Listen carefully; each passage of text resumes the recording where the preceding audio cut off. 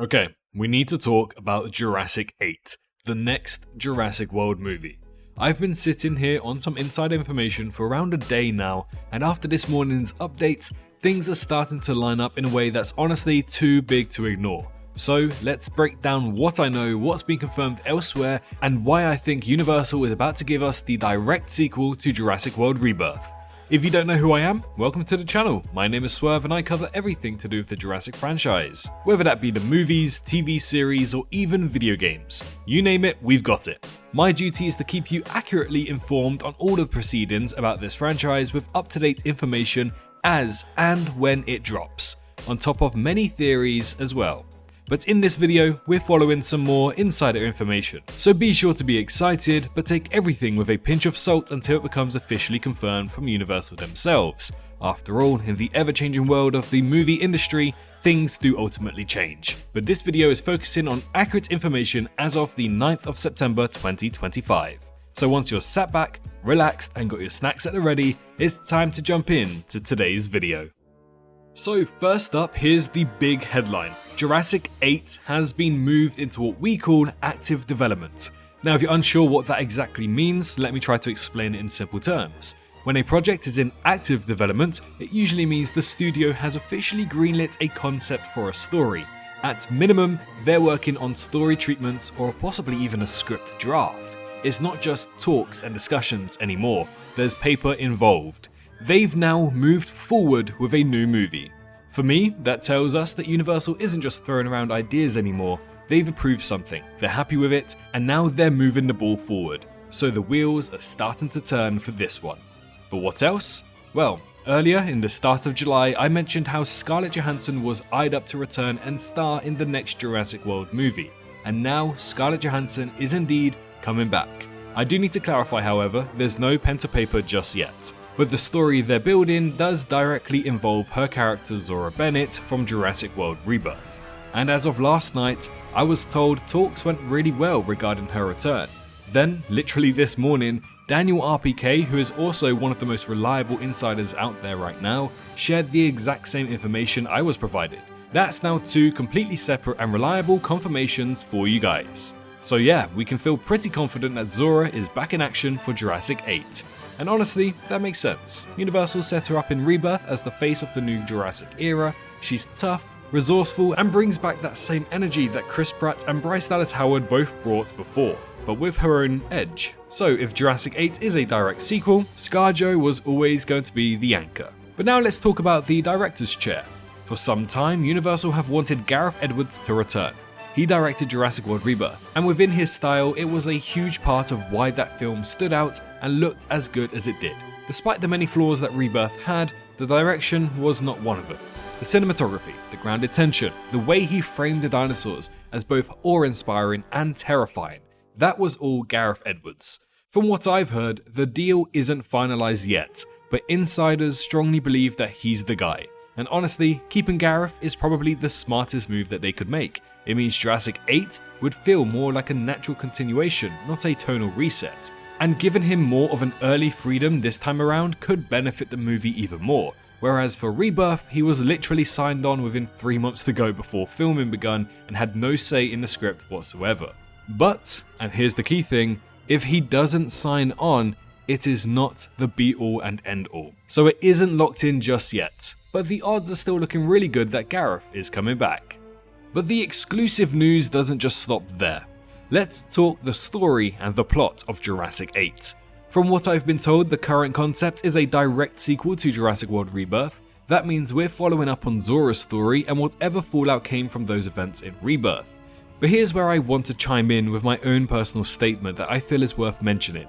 Jonathan Bailey, who played Dr. Henry Loomis in Jurassic World Rebirth, has recently stepped back from acting to focus on his charity work. That announcement came right as Jurassic 8 was being approved behind the scenes. So here's my theory. If Bailey doesn't return, then they might just rewrite the script to reduce or even remove Loomis's role. But that's not set in stone. It really depends on what Jonathan Bailey decides. But this is the type of thing that can change in active developments. And with it being 3 years until release, they've got time to pivot. So there is a chance that Henry Loomis might not be returning to the sequel of Rebirth. But when is this next movie releasing? Well, if you've been following me for at least a couple months now, you'd have the answer. Universal just locked in June 9th, 2028 as an event film on their upcoming release slate. This happened within the last couple of days, and when Universal says event film, that's usually code for big franchises. Previously, this term has been mostly used for either Jurassic or Fast and Furious. Now, June 9th ticks every single Jurassic box. It's a Friday when the franchise usually drops its films, is literally just a couple of days before June 11th, which is dubbed as Jurassic Franchise Day, and it falls right in Jurassic June. Oh, and did I mention the release cycle? Rebirth released in 2025. Add 3 years and you're at 2028. That's the exact rhythm that this franchise has followed for years. Jurassic World to Fallen Kingdom was 3 years, Fallen Kingdom to Dominion was initially 3 years, but COVID pushed it back to 4 years, so 3 years from 2025 is going to be 2028, which is also convenient because 2028 is the year that Jurassic World Rebirth is set in. But could Universal swap this June 9th slot with another film? Sure, technically they could. Recently, How to Train Your Dragon took Jurassic World Rebirth's June slot of 2025, that's why they opted for July 4th weekend this year. And with a sequel to How to Train Your Dragon confirmed, maybe they could again be taking Jurassic June slot. But all signs point to this being Jurassic. If I had put my money on it, I'd say June 9th, 2028 is going to be Jurassic 8. But how does Universal feel about this new movie? Well, the insiders that I've spoken to also said that Universal is very happy with the concept they've got so far, so I'm sure it's going to be something they'll actively hype up a lot. They also describe it as something that fans will find familiar. That tells me we're not just headed into completely experimental territory. We can expect dinosaurs front and center, expect corporate meddling, expect the mix of survival thriller and spectacle that defines Jurassic. But I also think they'll build on Rebirth's darker and grittier tone.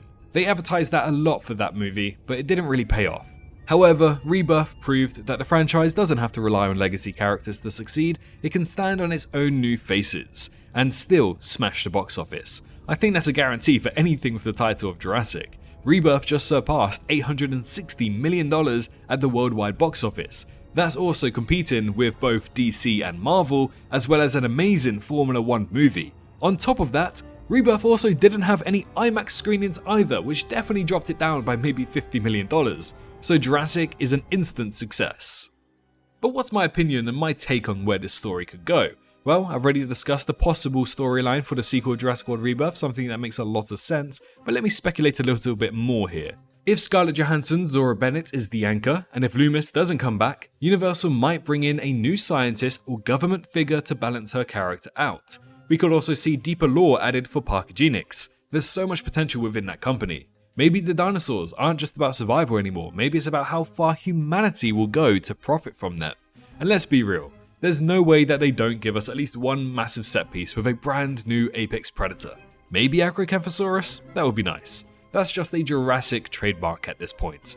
So yeah, while the details are still forming at this time, the foundation is clear. Zora's story is continuing and it's shaping up to be bigger than ever. So where does that leave us all? Well, here's what we know. Jurassic 8 is now in active development. Scarlett Johansson is expected to return as Zora Bennett. Gareth Edwards is likely coming back to direct, Jonathan Bailey's involvement is currently up in the air, and Universal has slotted a June 9th, 2028 release date for an event film that's almost certainly Jurassic. So put that all together, and yeah, this is happening. Jurassic 8 is real, it's moving forward, and it could be the most exciting addition to the franchise in years. But again, all of this is yet to be officially confirmed publicly, so do take it with a pinch of salt, as the ever-changing climate of the movie industry will always be a factor of how things are laid out. But for today, that's everything that's up to date for the new Jurassic World movie. But I'm interested to know what you guys think. Do you think Jurassic 8 will be a direct sequel to Jurassic World Rebirth? Should Zora stay the face of this new era? And if Jonathan Bailey doesn't return, who do you think should step in to fill that gap?